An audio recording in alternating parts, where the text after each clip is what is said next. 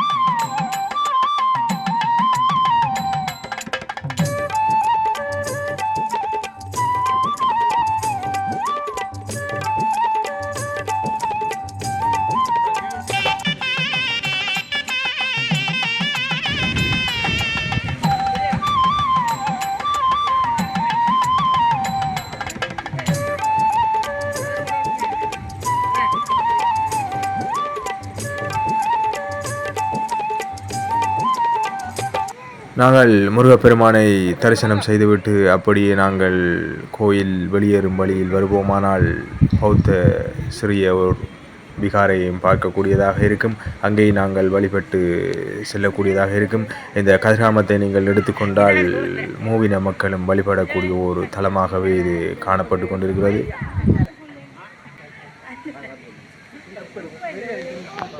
நாங்கள் தற்போது ஆலயத்திலிருந்து வெளியேறுகின்றோம். வெளியே உள்ள சிறப்பம்சங்களையும் நாங்கள் தொடர்ந்து வழங்க காத்திருக்கின்றோம். தொடர்ந்து காணொலியோடு இணைந்திருந்த நண்பர்களே,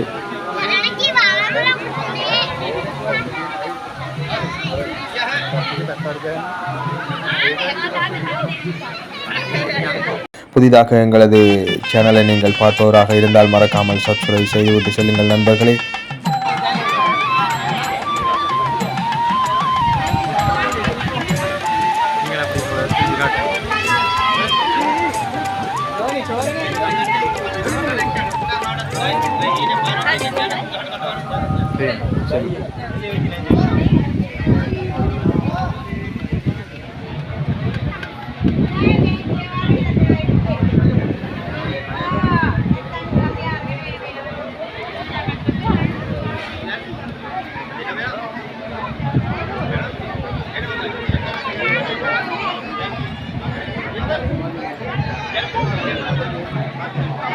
நண்பர்களே, கதிர்காமத்தை நாங்கள் எடுத்துக்கொண்டால் இரவு வேளையில் நடைபெற்று கொண்டிருக்கும் பிரகரா நிகழ்வானது அனைவராலும் விரும்பப்பட்டு கொண்டிருக்கின்றது. பலரும் எதிர்பார்ப்புடன் காத்து கொண்டிருக்கும் ஒரு நிகழ்வாகவும் அமைந்திருக்கின்றது.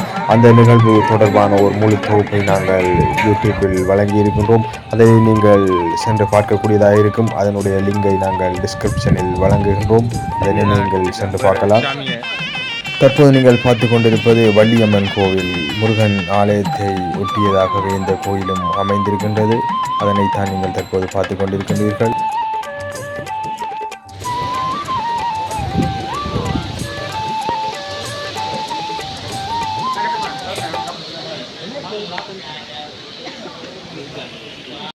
ஆலயத்தின் வெளிப்பக்கமாக நீங்கள் பார்ப்பீர்களானால் தினமும் அன்னதான நிகழ்வுகள் நடைபெற்றுக் கொண்டிருக்கின்றது.